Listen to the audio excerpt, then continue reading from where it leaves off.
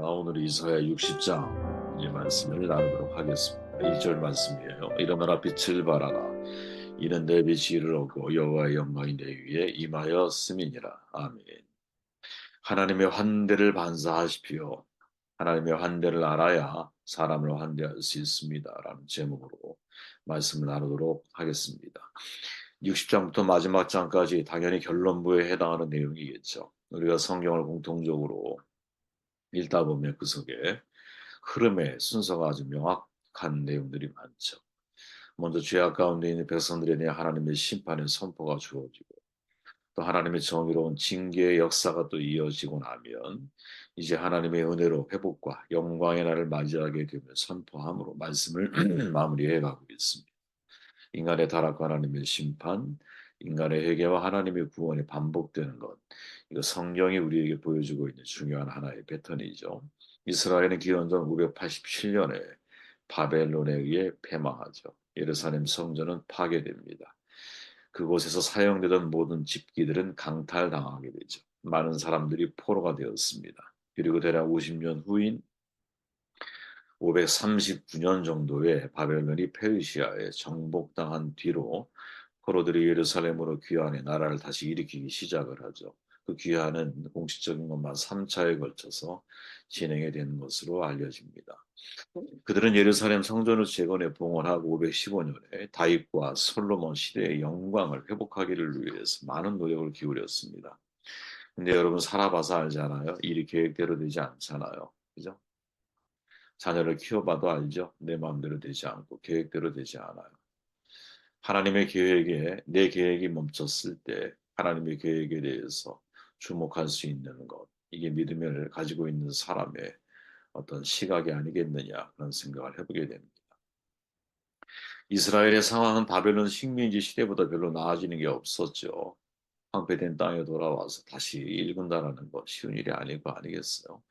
학개와 스가랴 같은 예언자들이 예루살렘 성전을 재건하기만 하면 이스라엘의 번성을 예언했지만 그 예언의 성취는 기약할 수 없는 입장이었습니다.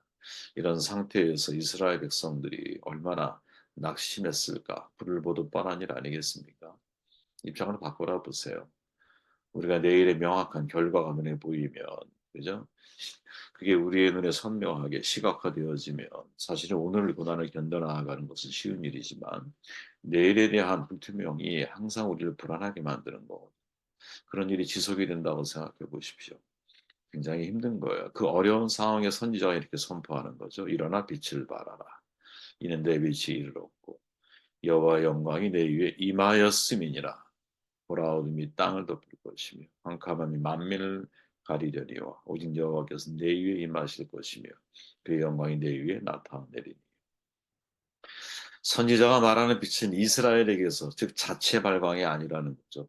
일어나 빛을 비추라고 말하면서 동시에 여호와의 영광에서 나오는 빛을 반사하라라는 뜻을 우리에게 전달하고 있습니다. 여기서 질문해야 되죠. 하나님의 영광에서 나오는 빛을 반사한다라는 것. 도대체 이게 뭘까? 우리는 자체 발광의 사람이 아니에요, 여러분. 우리는 하나님의 빛을 받아서 그것을 반사해야 하는 사람인 거죠. 제가 개인적으로 좋아하는 화가인데 영국의 윌리엄 터너라고 하는 빛의 연금술사라고 불려진 사람이거든요. 그림의 빛이 살아있어요. 당시 순수예술 시대잖아요. 똑같이 사물을 정확하게 그 모양 그대로 그리는 것을 굉장히 좋아하는 시대인데 그때 어떤 식의 그림을 그렸냐 이런 식의 그림이었어요. 약간 좀 몽환적인 느낌이죠. 근데 빛을 보는 거야, 이 사람은. 어떻게 설명할 수 있을까? 사람마다 느끼는 감각이 다 다를 거예요. 윌리엄 터너의 눈, 우리가 보지 못하는 빛을 볼 수 있는 능력이 있는 거죠. 그리고 그거를 예술로 승화시켜서 이렇게 표현하는 거예요. 그죠? 어떻게 터너에게만 이런 빛이 보일 수 있을까? 몰라요, 그거는. 답하기 쉽지 않아요. 그런데 이런 일은 우리가 사는 세상에서는 비일비재하게 벌어지잖아요. 개들은 여러분, 우리가 듣지 못하는 영역의 소리를 들어요. 박쥐, 우리가 감지하지 못하는 전파를 감지하는 능력이 있어요. 연어의 회귀 본능을 여러분 생각해 보십시오. 설명이 가능합니까? 불가능하죠. 어떤 이는 정말 여러분 11차원까지 볼 수 있는 눈이 있다면 그죠? 우리들은 3차원도 제대로 보지는 못해요. 그죠? 이사야 사람들이 못 보는 여호와의 영광을 보고 있지요. 여호와의 빛을 그림처럼 묘사하고 있는 거예요. 이사야가. 온 땅이 아직 어둠에 덮여 있고 민족들은 암흑에 쌓여 있고 그러나 야훼께서 너만을 비추신다. 내 위에서만 그 영광을 나타내신다. 이렇게 표현하고 있는 것. 이게 비전이죠.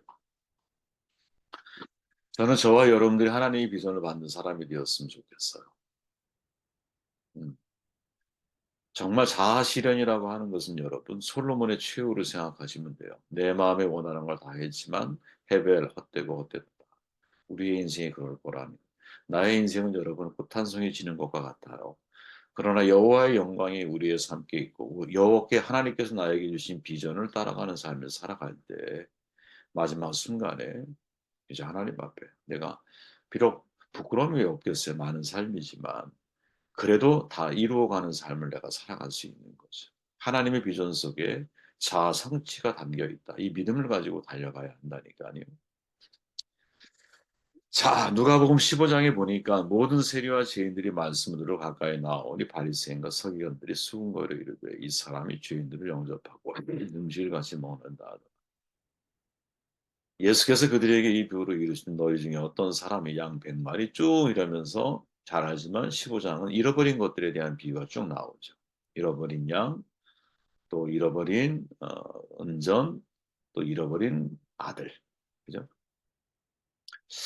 일어나 빛을 발하라라는 말을 우리가 도대체 어떻게 해석을 해야 할까? 이게 저의 질문이었어요. 그런데 이 누가복음 15장이 저에게 있어서는 아주 신선한 생각을 갖게 만든 내용이었어요.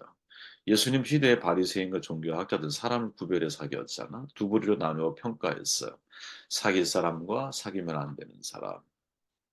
쓸만한 사람이 있으면 못 쓸 사람이 있고 괜찮은 사람이 있다면 근처에 가서는 안 될 사람 이런 식으로 구분을 짓는 거야. 물론 언제나 여러 가지 종교 신앙적 잣대를 들이대면서 그런 판단을 내렸겠죠. 대표적인 게 율법 준수였을 거예요. 예를 들어서 11조 생활을 하나 안 하나, 안식일을 거룩하게 지키나 안 지키나, 종교 예식이나 할례, 음식 규례, 정결법 이런 걸 잘 지키나 안 지키나에 따라서 이 사람이 쓸만한 사람인지 근처에 가서는 안 될 사람인지 구분 짓는 거죠. 율법 준수의 고상한 엄숙함 그들에게는 있었어요. 하지만 뭐가 없어요? 신앙생활에 기쁨이 없는 거죠. 그래서 진짜 지금도 그런 것 같은데 그들의 얼굴은 늘 심각하고 엄숙해. 삶의 즐거움과 기쁨 잘 발견되지 않아. 오히려 그런 것들은 천박한 자들의 하찮은 소란 정도로 생각을 했어요. 그런데 예수란 사람이 나타나서는 어떻게 행동하느냐? 죄인들과 함께 자신들이 거부한 바로 그 사람들 근처에 가서는 안 될 사람이라고 규정을 딱 해놓은 그 사람들과 함께 식사하고 떠들고 먹고 마시고 즐기고 막 이러고 있다란 말이에요. 누가복음 15장의 출발이 어떤지 아세요? 그것 때문에 이게 중요한 거예요. 모든 세리와 죄인들이 말씀을 들어 가까이 나오니 바리새인과 서기관들이 순거려 이르되 이 사람이 죄인을 영접하고 음식을 같이 먹는다 하더라. 라고 있는 바로 그들을 향해서 잃어버린 것들에 대한 비유가 선포되어집니다. 본문을 유심히 보면 바리새인들은 지금 불평과 수군거리고 있어요. 예수님은 죄인들을 환영하고 환대하고 있다라는 사실을 강조하고 있어요. 복음서에 여러분 종종 그 시대의 종교적인 리더들 그들이 예수님에 대한 반응들이 대단히 다양하게 소개되잖아요. 예를 들어서 뭐 따져 묻거나 화를 내거나 분을 품거나 심지어 죽일 계획을 세우는 사람도 있죠. 그런데 이런 반응들 가운데 유독 반복되는 내용이 하나 있어요. 그게 뭐냐? 불만과 수군거림이야. 불평과 수군거림. 언제 이런 모습들이 나타나느냐? 예수님이 누군가를 환대하거나 누군가를 영접하거나 특히 죄인들과 소외된 사람들, 가난한 사람들과 함께하는 바로 그 순간순간들마다 항상 뒤에서 무엇? 불평과 수군거리는 모습으로 등장을 해요. 그렇게 여러분 불만은 예수님의 환영과 또 쑥덕거림은 예수님의 환대와 이 두 단어들이 서로 짝꿍을 이루는 단어들인 거예요. 짝꿍을 이루는 단어. 이 두 가지 주제에 대해서 베드로 전서가 베드로 기자가 전서에서 이제 제자의 길을 걸으라고 권면하면서 지혜의 말씀을 선포하거든요. 굉장히 은혜로운 말씀들이에요. 예를 들어서 기도가 막히지 않도록 조심해라. 사랑은 허다한 죄를 덮는다. 정말 정말 소중한 아포리즘이잖아요. 그죠? 하나님이 다양한 은혜를 맡아서 사람들에게 나눠준 착한 청지기들처럼 서로 섬기고 봉사해라. 봉사할 때는 하나님이 공급해 주시는 힘으로 하는 것 같이 하라. 이렇게 말씀을 해요. 그리고 다음과 같은 말씀이 잇따라 나오는데 이렇게 말해요. 불평하지 말고 서로 환대하라. 쑥덕대거나 뒷말하지 말고 서로 환대하라. 그럼 이거 어떤 장면이 떠오르지 않아요? 우리가 좀 전에 읽었던 바로 그 장면. 그죠? 율법을 철저하게 지킨다고 하는 사람들이 예수님이 가난한 자, 소외된 자, 죄인들과 함께 식탁 교제를 나눌 때 뒤에서 불평하고 쑥덕거릴 때 오히려 예수님은 그들을 환영하고 그들에게 환대를 하는 모습으로 저는 이게 여러분 정말 우리가 인생을 살아가고 그리스도인들이 세상을 대하는 중요한 방식이어야 합니다. 제가 출발에 그런 말 했잖아요. 일어나 빛을 발하라. 어떻게 빛을 발할까요? 우리가 어떻게 빛을 비추어서 아니 나에게 비춰진 빛을 사람들에게 비추어 반사해 줄 수 있을까? 손대섭이라고 하는 크리스틴 폴이라고 하는 사람이 쓴 책인데 거기서 이런 내용이 나와요. 환대의 삶은 예배로부터 시작이 된다. 이게 굉장히 중요한 거죠. 환대의 삶이 예배로부터? 왜 예배로부터? 하나님의 환대를 받은 사람이 사람을 환대하는 삶을 살아갈 수 있기 때문에 예배에서 하나님이 나를 수용하고 계시고 나를 품고 계신다는 사실, 나를 기뻐하신다는 사실을 경험한 사람이 다른 사람에 대해서 환대할 수 있기 때문인 거죠. 이 되게 짧은 문장이잖아요, 여러분. 환대의 삶은 예배로부터 시작된다. 근데 이게 핵심인 거죠. 하나님의 은혜를 내가 체험한 사람만이 사람들에게 은혜를 베푸는 거예요. 대응 문화적인 친절이라는 표현을 쓰거든요. 예수의 제자들은 대응 문화적인 친절을 구현할 수 있었다. 무슨 말이냐면 예수님의 제자들은 자신들이 한때 잃어버린 바 되었을 때 다 배신자였잖아. 하나님의 은혜로 발견되었고 그 은혜에 압도되었고 그 은혜로 구원받았고 그 은혜로 되찾아진 인생을 살게 되었기 때문에 그들은 이제 하나님이 기쁘시게 하는 방식으로 다른 사람들에게 환대를 베풀게 되었다라는 거예요. 저는 여러분 이 말을 우리가 정말 마음속에 간직하고 살아야 합니다. 우리가 어떻게 사람에 대해서 환대하고 사람을 환영하고 특히 죄인과 소외된 가난한 그들이 우리의 눈에 자꾸 띄고 그들을 바라보면 뭐라도 내가 더 가까이 나아가고 사회적인 약자들에 대해서 의사가 필요한 환자들에 대해서 슬픔이 있는 사람들에 대해서 억눌린 사람들에 대해서 포로된 사람들에 대해서 이사의 61장에서 선포되잖아요. 그죠? 주의 은혜의 해를 내가 선포하기 위해서 그 사람들에 대해서 내가 어떻게 빛을 비추며 내가 살아갈 수 있을까? 물론 이스라엘 시대에서는 여러분 일어나 빛을 비추는 방식이 다른 방식일 거야. 하지만 그 어떤 방식이라 할지라도 아마도 그 빛을 비추는 방식은 예배로부터 시작이 될 거야. 왜? 하나님으로부터 받은 무언가가 나에게 있을 때, 하나님으로부터 깨달아진 무언가가 나에게 있을 때, 그때 나는 이것을 사람들에게 순환시켜 줄 수 있는, 반사시켜 줄 수 있는 거죠. 반사시켜 줄 수 있는. 저는 여러분, 누가복음 15장에서 잃어버린 것들에 대한 이 메시지 속에 중심 내용이 뭐예요? 주인들은 다 그 잃어버린 하나를 너무너무 소중히 여긴다라는 거지. 둘째 아들에서는 피크잖아요. 그죠? 아들이 돌아왔는데 완전히 망가진 인생으로 돌아왔잖아. 그죠? 노숙자가 돼서 돌아왔잖아. 다 깨끗하게 씻기고 귀한 옷을 입히고 잔치를 벌이잖아요. 환대를 받잖아요. 아버지의 환대.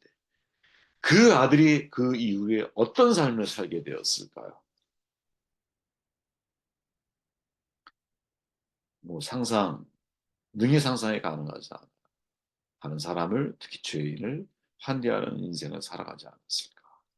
그래서 누가복음 15장에서는 사실은 잃어버린 것이 중요한 게 아니라 아버지의 마음이 중요한 거지. 누가복음 15장에서.